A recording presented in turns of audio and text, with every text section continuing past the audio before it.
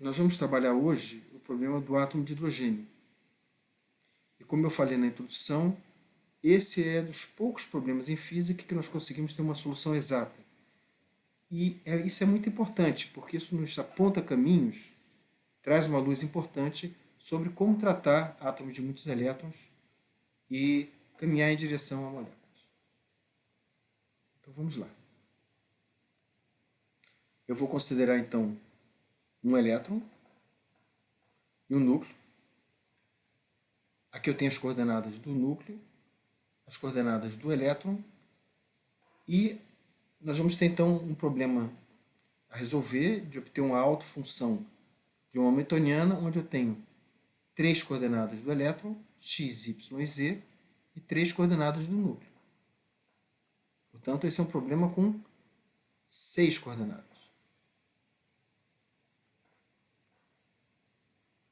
Já é um problema não trivial. Aqui eu coloquei a hamiltoniana desse problema. Eu tenho a energia cinética do núcleo. Aqui nós temos a energia cinética do elétron. E aqui nós temos a interação coulombiana entre o núcleo e o elétron. A primeira coisa que nós vamos fazer nesse problema é transformar as coordenadas do elétron e do núcleo em coordenadas do centro de massa e coordenadas relativas entre o elétron e o núcleo.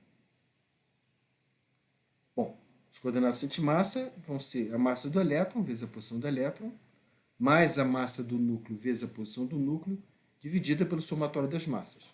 E a coordenada relativa é exatamente a coordenada do elétron menos a coordenada do núcleo. Fazendo isso, nós podemos escrever essa hamiltoniana como uma hamiltoniana do centro de massa mais a hamiltoniana em relação ao centro de massa. Eu fiz isso aqui embaixo, aqui nós vamos ter a hamiltoniana do centro de massa, e aqui nós teremos a hamiltoniana em relação ao centro de massa. Hamiltoniana relativa. Bom, eu agora escrevi nesse novo slide essa hamiltoniana que nós obtivemos, onde eu estou separando a parte do centro de massa das coordenadas em relação ao centro de massa, das coordenadas relativas. Isso quer dizer que a hamiltoniana pode ser escrita como a soma de duas hamiltonianas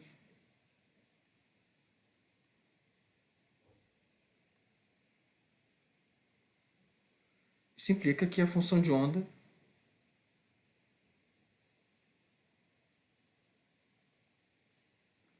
vai ser dada como produto de duas funções. A função de onda em relação ao centro de massa vezes a função de onda relativa. Isso é muito bom, isso é muito legal. Porque isso significa que nós conseguimos separar as coordenadas de 6 coordenadas, 3 para o centro de massa, 3 coordenadas relativas, e nós já conseguimos separar esse problema de 6 coordenadas, que vai ajudar muito. Quem vai ser a função de onda em relação ao centro de massa? Vai ser a solução da hamiltoniana do centro de massa. Nós já vimos isso. Hamiltoniana soma, função de onda produto. Então, a função de onda do centro de massa vai ser a solução dessa equação.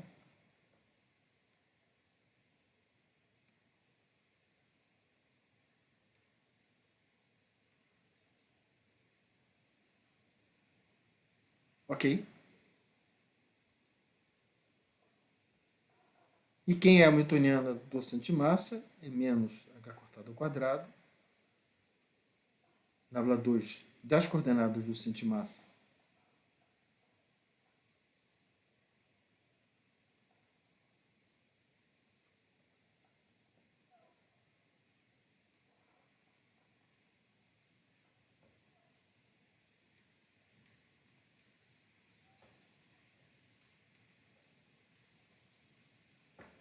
Isso tem uma solução trivial, fácil de obter. Nós já vimos antes também. A função de onda do centro de massa vai ser dada por uma certa constante de normalização, vezes E elevado a IK, escalar R do centro de massa. Beleza, nós já conseguimos então avançar bastante. Nós temos de 6 coordenadas, 3 coordenadas resolvidas. A função de Odone então vai ser a função do centro de massa vezes a função de onda das coordenadas em relação ao centro de massa. Se eu botar em coordenadas esféricas, eu vou chamar isso de psi de R θ φ. Onde a solução, a obtenção dessa função de onda com relação ao centro de massa é dada resolvendo a equação diferencial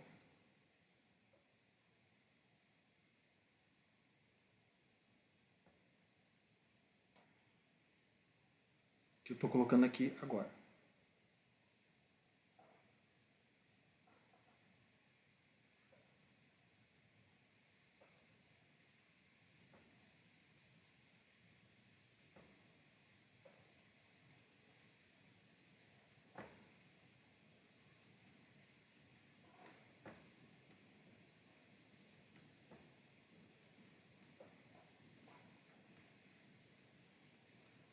Ótimo.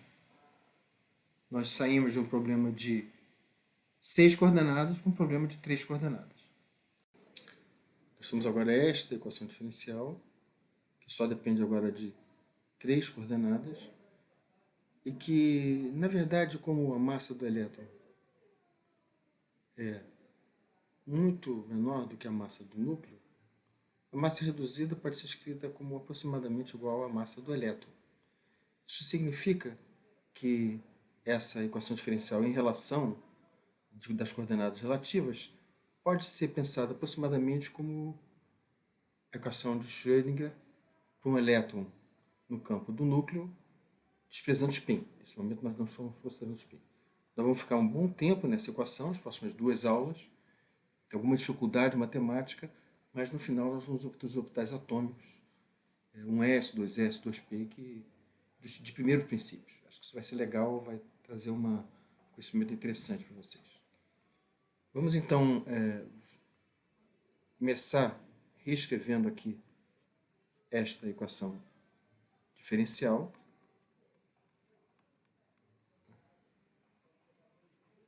Hψ igual a Epsi, onde nós estamos agora trabalhando no referencial em relação ao centro de massa.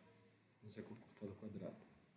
Tabela 2 sobre 2ni menos z E2 sobre R psi de R θ φ. Agora eu já estou começando a entrar em coordenadas esféricas. Primeira coisa é observar que o operador tabela 2 em coordenadas esféricas é dado por essa expressão. E que aqui nós temos termos que dependem só de R, derivadas em relação a R, e derivadas em relação a θ φ. Nós vamos mostrar que essas derivadas em relação a θ φ correspondem ao operador L2, momento angular ao quadrado, sobre H cortado ao quadrado. E nós vamos fazer isso já já. Eu só queria continuar desenvolvendo um pouco essas equações para que a gente possa reescrever essa equação de Schrödinger utilizando esse operador. Então nós vamos ter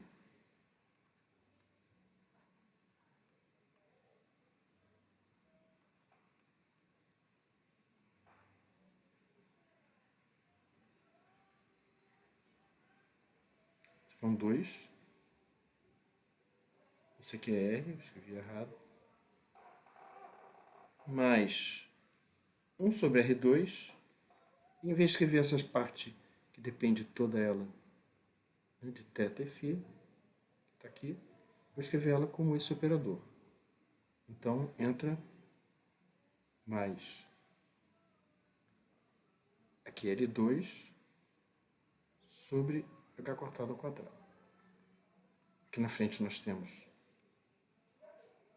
menos H cortado ao quadrado sobre 2m, psi de R, θ e φ, igual a E psi de R, θ e φ.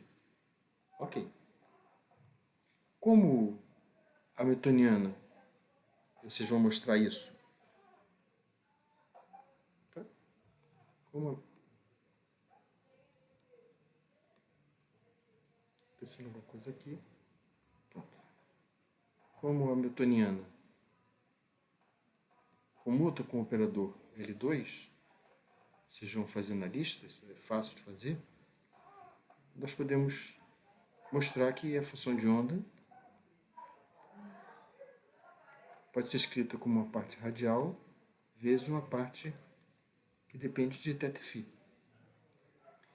E com isso nós podemos separar, nós podemos mostrar que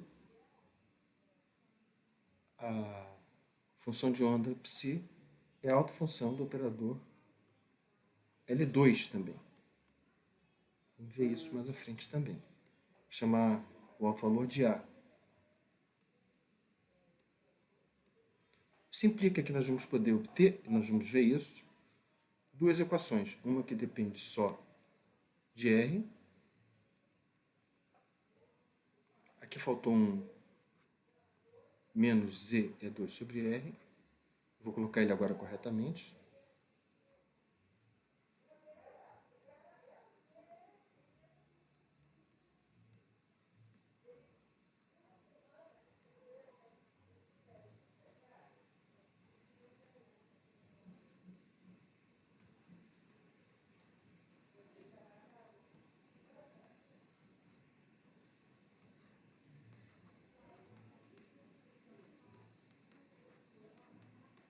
Uma outra equação que depende só de θ e φ.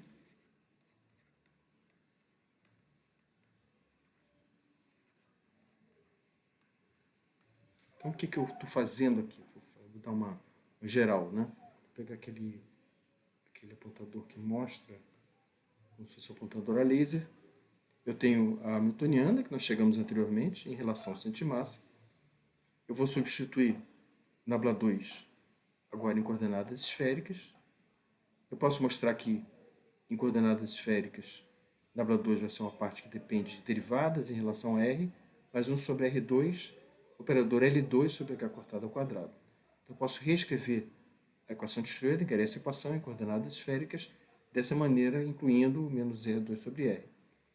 Simplesmente reescrever essa equação que nós obtivemos anteriormente, colocando esse operador nabla2 em coordenadas esféricas, incluindo o operador L2 nessa estrutura. Como a hamiltoniana comuta com o operador L2, ela vai ser autofunção da hamiltoniana e do operador L2, eu estou atribuindo aqui um autovalor A. Isso significa que eu posso escrever a função de onda como sendo uma parte radial vezes uma parte angular, e com isso eu obtenho duas equações. Uma que depende só de R e outra que depende de θ e φ. Ou seja, conseguimos aí separar das três coordenadas em duas angulares e uma radial. Isso nos ajudará bastante, como nós vamos ver mais à frente. Agora vamos voltar e dar uma olhada nesse operador L2. Depois a gente segue em frente com as equações radiais. Olá, eu parei ontem, uma parada ontem, quando eu estava justamente olhando a questão do operador L2. Para chegar no operador L2, nós começamos com a variável dinâmica clássica L2, onde eu tenho que Lx é igual a ypz menos zpy, aqui tem os outros componentes, Ly, Lz, e a variável dinâmica clássica L2 é dada por Lx ao quadrado mais Ly ao quadrado mais Lz ao quadrado. Como é que agora eu chego no operador quântico L2? Eu vou pegar em cada uma dessas componentes e substituir x, y, z por x, y, z. Então aqui eu vou ter y.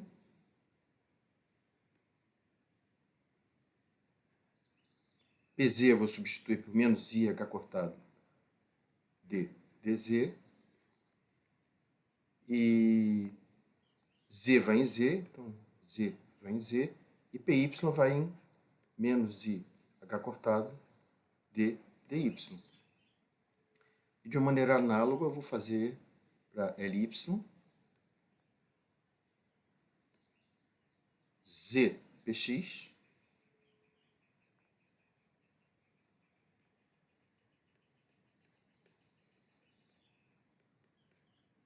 menos x, pz. E para Lz, eu tenho x, py,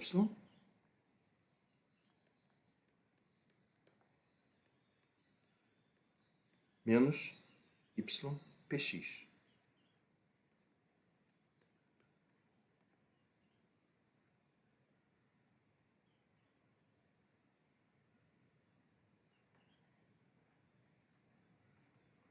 Aqui tem alguma coisa errada, aqui é pz. Muito bem. Ok. Vocês vão mostrar na lista, a gente vai trabalhar isso melhor na lista, mas o operador L2 comuta com o operador Lx, comuta com o operador Ly e comuta com o operador Lz. E vocês vão mostrar também que o operador Lx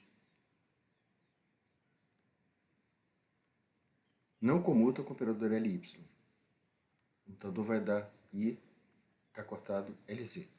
E essas relações de comutação, claro que vão ter consequências no nosso desenvolvimento do momento angular, operador do momento angular quântico.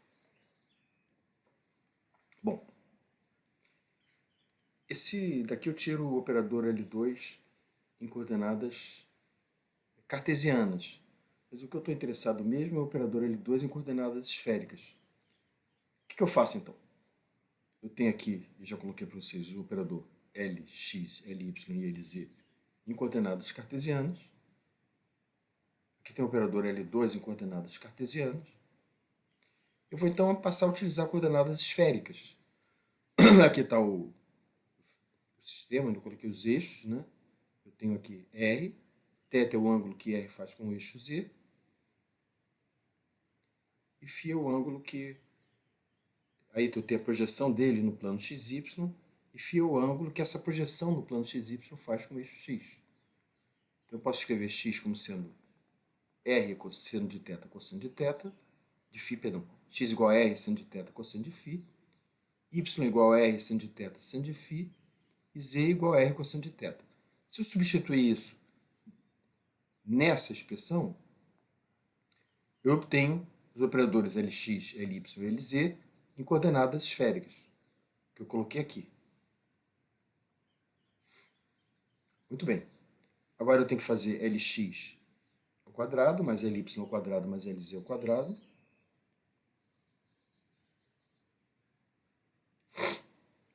Portanto, tomar o quadrado desses operadores, e fazendo isso eu obtenho a expressão que eu coloquei para vocês naquela primeira transparência. Ou seja, o operador nabla2, que vai ser dx2 mais dy2 mais dz2, ele pode ser escrito, ele é em coordenadas esféricas escrito dessa forma, e eu posso substituir, deixa eu colocar a caneta preta para ressaltar isso, eu posso substituir essa parcela pelo operador L2 sobre H cortado ao quadrado. Em outros termos, eu posso escrever nabla2 como essas derivadas, essa parte que depende só de R, mais L2 sobre R2. Nós vamos querer agora obter as autofunções do operador L2,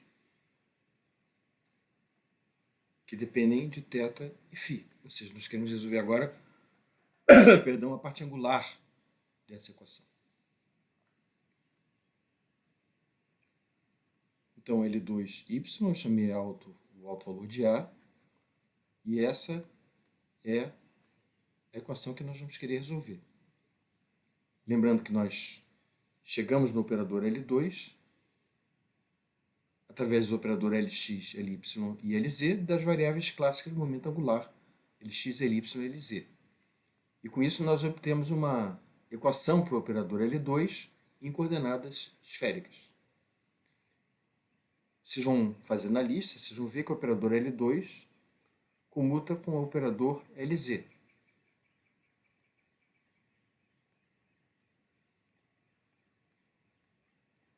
Onde o operador Lz em coordenadas esféricas é dado por essa expressão.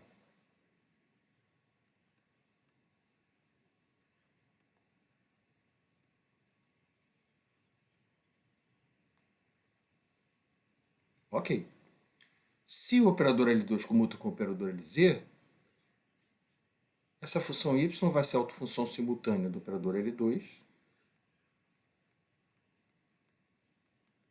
com alto valor A, a gente vai determinar esse alto valor mais adiante. Ela também vai ser, vou chamar φ agora com esse símbolozinho aqui, ela também vai ser a autofunção do operador Lz. Vou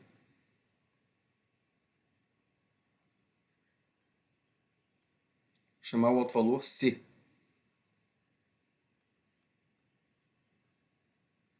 Significa, a gente pode demonstrar, já fiz isso várias vezes, que eu vou poder escrever essa função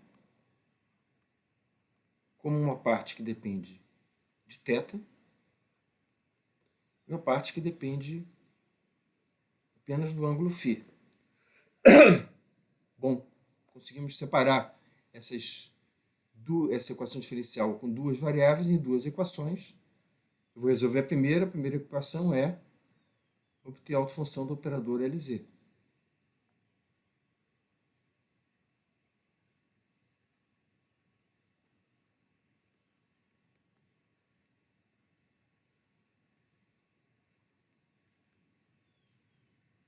Obter a parte de φ dessa equação. Fácil de ver que a gente pode fazer isso de novo, porque Lz depende só da coordenada φ. A gente vai fazer isso também na lista. Então, Lz é menos I h cortado de dφ, aplicado a essa função φ de φ, vai ser igual a C φ de φ. Agora, essa equação aqui, fácil de resolver. Já fizeram equações, a gente já resolveu equações parecidas nas últimas semanas. Isso me dá que φ de φ é igual a elevado a I C φ sobre h cortado. Deixa eu escrever isso de novo, ficou confuso aqui. A exponencial de I C φ sobre h cortado. Ok? Beleza. Agora, nós temos uma condição de que essa função que depende de φ, ela tem que ser exatamente igual a ela com φ mais 2π, ou seja, eu estou chegando no mesmo lugar. Estou dando uma volta de 2π e essa condição tem que ser satisfeita. Isso significa que A elevado a I C φ sobre h cortado tem que ser igual a elevado a I C sobre h cortado φ mais 2π. Para que eu possa satisfazer essa condição, eu coloco aqui φ mais 2π e obtenho essa nova equação que está colocada aqui. Muito bem. Isso me dá aqui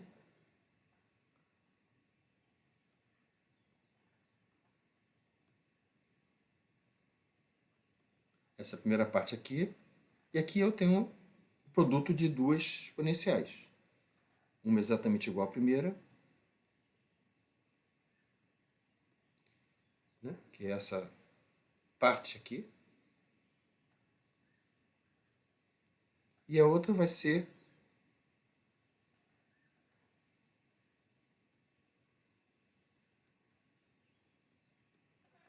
olha, corto essa com essa, a condição que eu tenho finalmente é que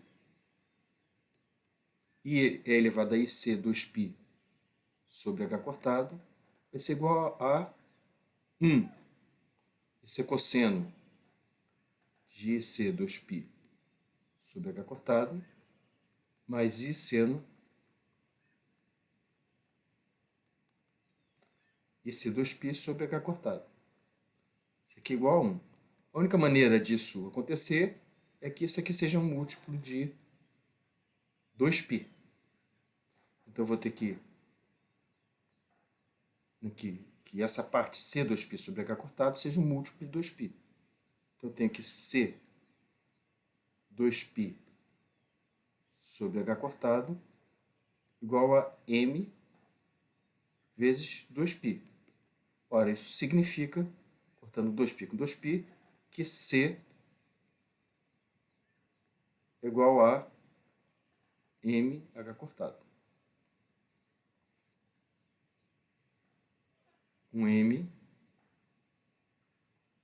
inteiro.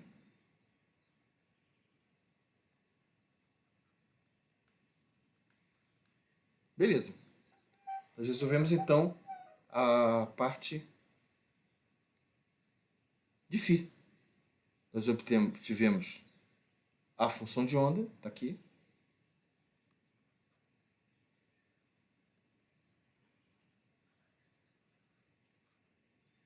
E os autovalores.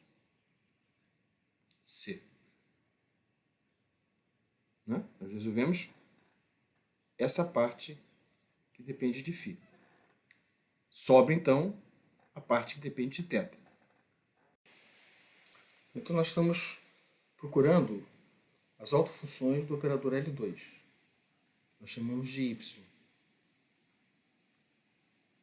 cujo autovalor nós chamamos de A.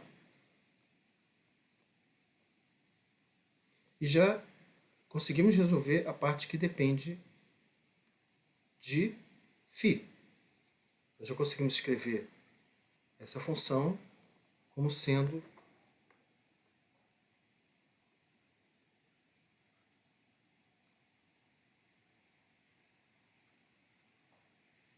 uma parte que depende de φ vezes uma parte que depende de θ.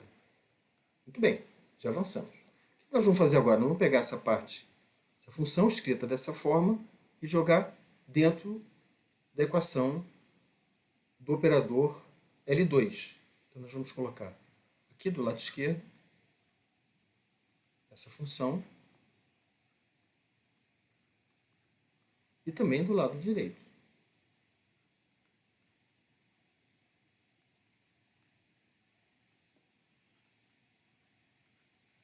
Lembrando que ela vai ser igual a um autovalor vezes a própria função. Ok. Vamos agora então passar, isso aqui não é igual, é vezes. Vamos agora passar essa função por dentro desse operador. Quando nós passarmos a parte que depende de φ, o único lugar que vai atuar nessa parte que depende de φ é a segunda derivada em relação a φ2. Ou seja, eu vou ter a segunda derivada em relação a φ de E elevado a I mφ, que vai ser igual a menos m2 E elevado a I mφ. Quando eu passar essa função por aqui por dentro, esta segunda derivada vai virar menos m ao quadrado. Então, nós vamos ter finalmente esta equação.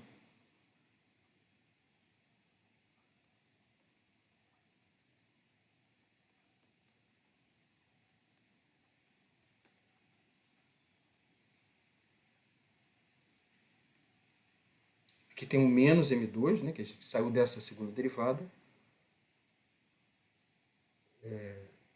E aqui do lado esquerdo vai estar a função que passou, né, elevada a I mφ. Vai passar por essa equação.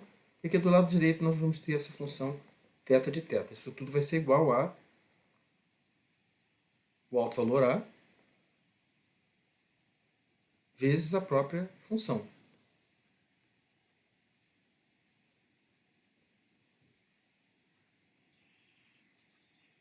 Ok. Beleza, eu vou pegar agora a canetinha em preto, que vai nos ajudar mais.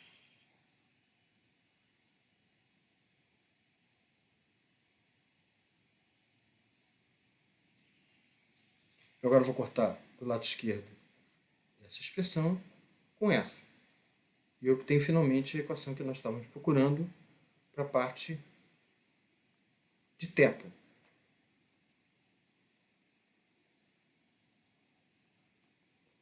Que eu estou colocando agora aqui embaixo.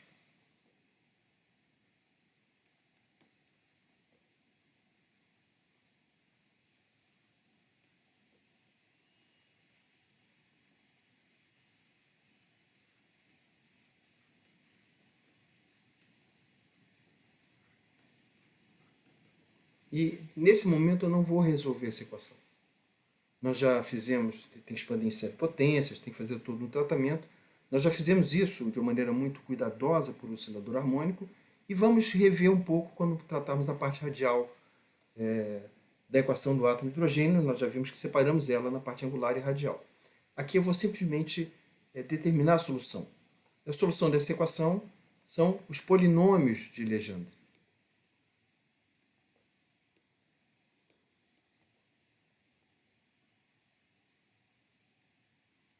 Que a gente coloca como notação PLM de θ. E também sai dessa equação que esse alto valorzinho A é igual a L, que multiplica L mais 1. Por isso vão aparecer dois números quânticos.